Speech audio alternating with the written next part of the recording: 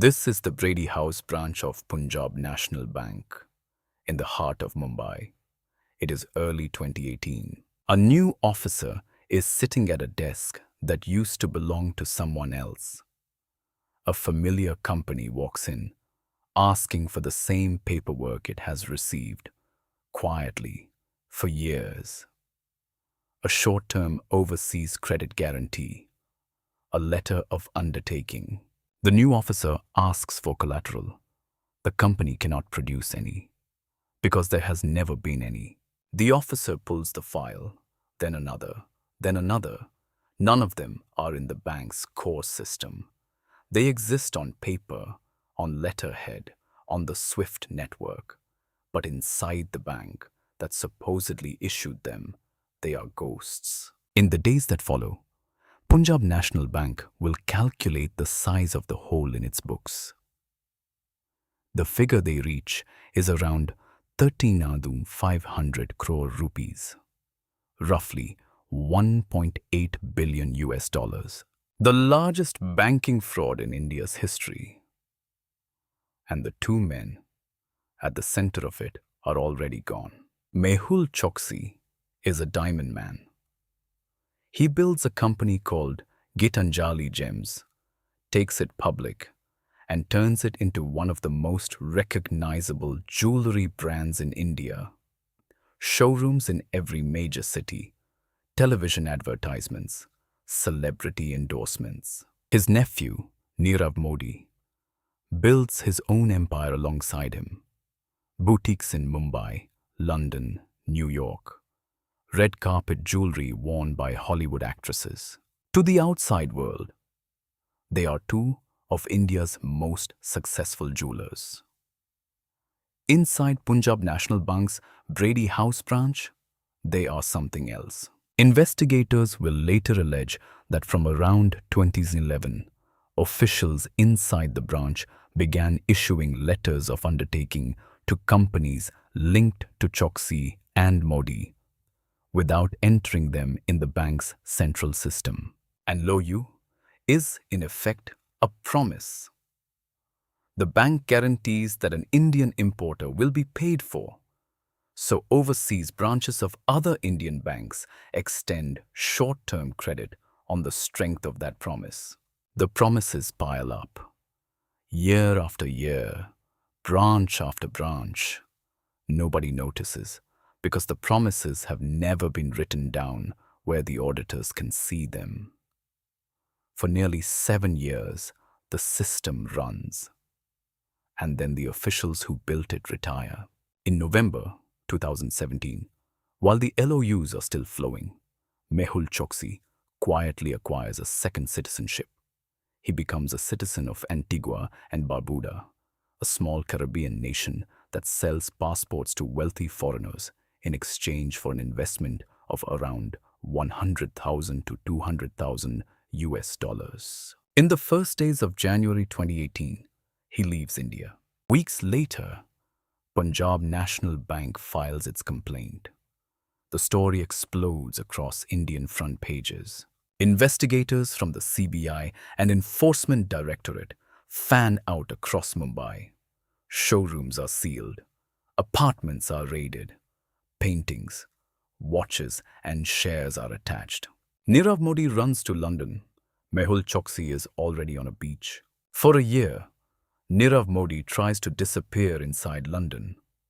A journalist finds him on a city street wearing an ostrich-leather jacket, reportedly worth tens of thousands of pounds.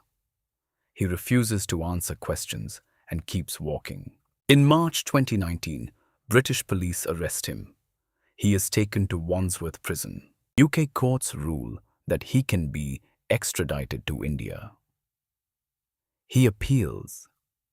He cites his mental health. He cites the conditions inside Indian prisons. The appeals stretch on year after year.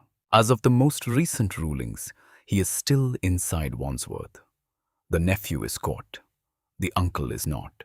In May 2021, something strange happens on the island of Antigua. Mehul Choksi vanishes from his home. A few days later, He turns up on the neighboring island of Dominica, bruised, detained, surrounded by lawyers. His version of events is extraordinary. He says he was kidnapped by Indian intelligence agents, drugged, dragged onto a boat, taken across the Caribbean Sea against his will. Photographs of his injuries are released to the press. Indian authorities deny everything. Their version is simpler. They say Choksi was trying to flee Antigua, where extradition proceedings were closing in, and was intercepted before he could disappear for good. Dominica holds him. Antigua argues he is their citizen and must be returned. After weeks of legal fighting, Choksi is flown back to Antigua in July 2021. He goes home. He stays free. For India, the fight now moves from courtrooms to a quieter battlefield. Interpol. At India's request, Interpol had issued a red notice against Mehul Choksi, flagging him to police forces around the world as a wanted man. In March 2023, Interpol's Commission for the Control of Files, the body that polices its own notices, orders the red notice deleted. The reasoning, as reported, centers on concerns about due process and the strange circumstances of the 2021 Dominica incident. For Indian investigators, it is a disaster. Without the red notice, Choksi can move. He can travel. He can settle. And he does. It later emerges that Mehul Choksi has been living quietly in Belgium. His wife, Preeti Choksi, holds Belgian citizenship. That citizenship opens a door, a residency permit, a new address, a new life in a country that does not feature prominently in the Indian press. For months, perhaps longer, he stays out of sight. On 12th April 2025, Belgian federal police walk into a location connected to him and place him under arrest. He is 65 years old. The warrants are Indian, routed through the CBI. The request is extradition. The Diamond King is in custody again. For the first time since he stepped onto a plane in January 2018. In Belgian court, his legal team begins a new fight. They argue he is too ill to be extradited. He has, they say, been undergoing treatment for blood cancer. They argue that Indian prisons are not fit to hold him. They argue that the original Interpol notices were flawed, pointing back to the 2023 deletion as proof. The Belgian courts listen. They schedule hearings. They adjourn. They schedule more. The case is still moving through the system.